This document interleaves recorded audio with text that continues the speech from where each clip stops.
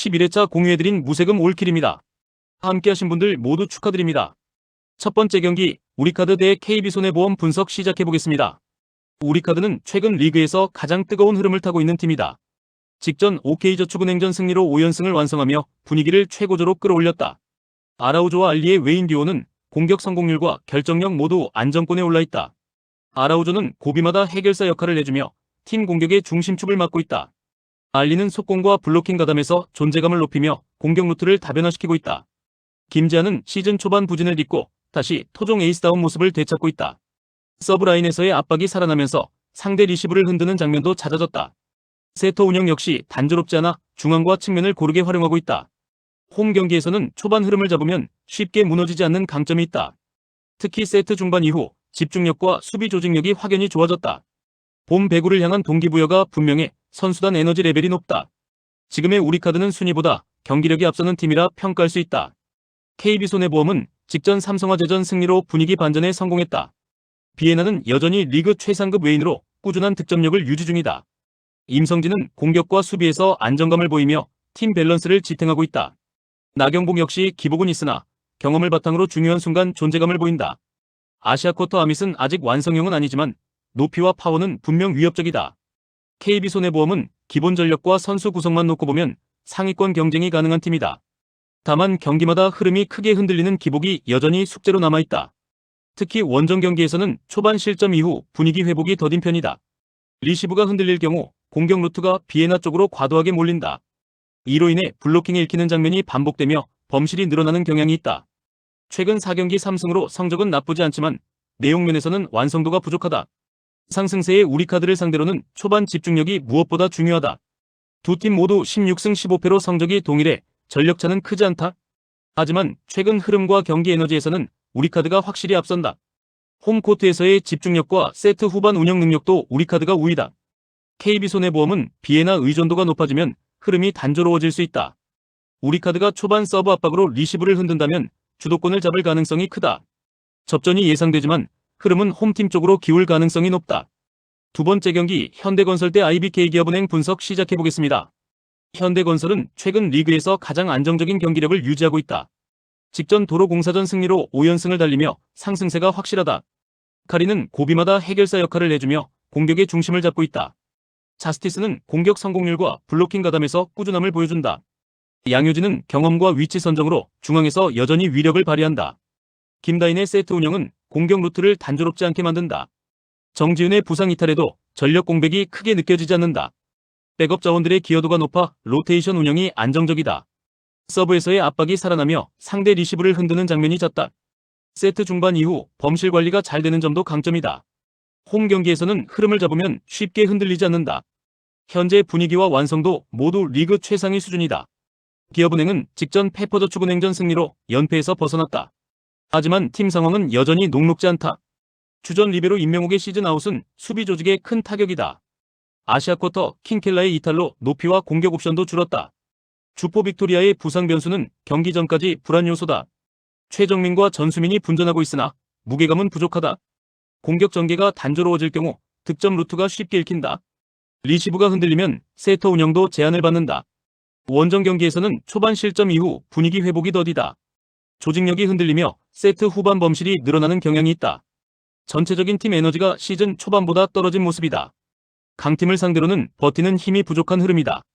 전력상 큰 차이는 없지만 현재 팀 컨디션은 극명하게 갈린다.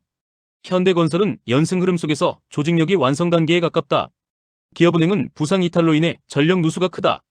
원정에서 이 상황을 극복하기에는 부담이 상당하다. 현대건설이 경기 주도권을 길게 가져갈 가능성이 높다. 접전 가능성은 있으나 흐름은 홈팀 쪽이다. 세 번째 경기 인천 유나이티드 대 FC서울 분석 시작해보겠습니다. 인천은 일부 복귀 시즌을 맞아 강한 동기부여를 안고 출발한다. 윤정환 감독 체제에서 압박과 전환 속도가 더욱 날카로워졌다. 홈 경기에서는 초반부터 강한 템포로 상대를 몰아붙이는 성향이다. 무고사는 박산에서 여전히 치명적인 결정력을 보유하고 있다. 포스트 플레이와 연계 능력은 인천 공격의 핵심이다. 이청용의 합류로 이선 전개와 패스 완성도가 높아졌다. 중원에서의 템포 조절이 안정되며 공격 전개가 매끄럽다. 윙어들의 침투 타이밍도 이전보다 정교해졌다. 홈팬들의 압박적인 응원은 인천의 큰 무기다. 다만 수비 라인이 올라갈수록 뒷공간 노출 위험은 존재한다. 초반 득점 여부가 경기 흐름을 좌우할 가능성이 크다. 개막전인 만큼 집중력은 최고조에 이를 것이다. 서울은 김기동 감독 체제 아래 전술 완성도가 높아졌다. 전방 압박과 스위칭 플레이가 한층 유기적으로 작동한다. 송민규는 측면에서 가장 위협적인 카드다. 빠른 침투와 공간 활용 능력은 인천 수비를 괴롭힐 요소다. 중원에서는 외국인 자원들이 활동량을 책임진다. 점유율을 기반으로 경기 템포를 조절하는 데 능하다. 다만 원정 개막전이라는 점은 부담으로 작용할 수 있다. 인천의 강한 압박을 받을 경우 빌드업이 끊길 위험도 있다. 수비 전환 시 순간 집중력 저하는 약점으로 남아있다. 라인을 올릴수록 배후 공간 관리가 중요해진다. 선제 실점 시 경기 운영이 어려워질 수 있다. 안정적인 경기 운영이 최우선 과제다. 서울이 점유율을 가져가며 주도할 가능성은 있다. 하지만 인천의 홈 압박과 동기부여는 상당히 위협적이다. 두 팀 모두 조심스러운 운영을 택할 가능성이 크다. 초반 실점을 피하는 쪽이 경기 흐름을 잡을 수 있다. 팽팽한 공방전이 예상된다. 승부를 가르기에는 결정적인 차이가 부족하다. 네 번째 경기 울산현대 대 강원FC 분석 시작해보겠습니다. 울산은 리그 최상위 전력을 꾸준히 유지하고 있는 팀이다. 홍명보 감독 체제에서 전술적 안정감이 확실하다. 주민규는 박산에서 결정력과 움직임 모두 리그 정상급이다. 중원에서 보야니치의 패스 조율은 공격 전개의 핵심이다. 측면 자원들의 오버래핑 타이밍도 매우 정교하다. 홈 경기에서는 점유율과 라인 컨트롤이 안정적으로 이뤄진다. 수비 라인도 경험이 풍부해 큰 흔들림이 없다. 세트피스 상황에서 득점 루트가 다양하다. 경기 후반 체력 저하 없이 템포를 유지하는 점이 강점이다. 선제골을 넣었을 때 경기 운영 능력은 리그 최고 수준이다. 홈팬들의 응원 속에서 경기 집중도가 더욱 높아진다. 전체적으로 완성도가 매우 높은 팀이다. 강원은 젊은 자원 위주의 스쿼드로 활동량이 강점이다. 빠른 전환과 역습 상황에서는 위협적인 장면을 만든다. 양민혁은 측면에서 가장 위협적인 공격 옵션이다. 과감한 드리블과 스피드는 울산 수비를 시험할 요소다. 하지만 수비 조직력은 아직 완성 단계에 도달하지 못했다. 강한 압박을 받을 경우 빌드업이 불안정해진다. 원정 경기에서는 실점 후 흐름을 되찾기 어렵다. 중원 싸움에서 밀릴 경우 경기 주도권을 내준다. 세트피스 수비에서 약점을 자주 노출한다. 후반으로 갈수록 수비 집중력 저하가 눈에 띈다. 강팀 원정에서는 실리적인 운영이 필요하다. 버티는 경기 운영이 관건이다. 울산은 전력, 조직력, 경험 모두에서 우위에 있다. 강원의 역습은 변수지만 지속성은 떨어진다. 울산이 점유율을 장악하며 경기를 풀 가능성이 크다. 강원이 수비적으로 내려설 경우 압박을 버티기 어렵다. 경기 흐름은 홈팀 중심으로 이어질 전망이다. 이변 가능성은 크지 않다. 다섯 번째 경기 김해시청 대 안산그리너스 분석 시작해보겠습니다. 김해시청 축구단은 손현준 감독 체제 아래에서 전술 완성도를 빠르게 끌어올리고 있는 팀이다. 겨울 이적 시장에서 상위 리그 경험이 풍부한 선수들을 대거 영입하며 스쿼드 깊이를 강화했다. 볼을 빼앗긴 직후 즉각적으로 압박을 가하는 전환 속도가 팀 컬러로 확실히 자리 잡고 있다. 중원에서의 압박 강도와 간격 유지가 좋아 상대 빌드업을 끊어내는 장면이 자주 연출된다. 측면에서는 단순한 크로스보다 공간 침투를 우선시하는 패턴이 반복된다. 홈에서는 초반부터 템포를 끌어올려 상대를 자기 진영에 가두는 운영이 특징이다. 김해 종합운동장의 분위기는 상대에게 상당한 심리적 부담으로 작용한다. 홈팬들의 응원이 전반 초반 강한 압박을 더욱 가속시키는 요소가 된다. 베테랑 자원들이 경기 흐름을 조율하며 급해지지 않는 운영을 가능하게 한다. 수비 라인은 라인을 과도하게 내리지 않고 적극적으로 전진 배치된다. 이로 인해 세컨드볼 회수 능력이 뛰어나며 공격 재개 속도도 빠르다.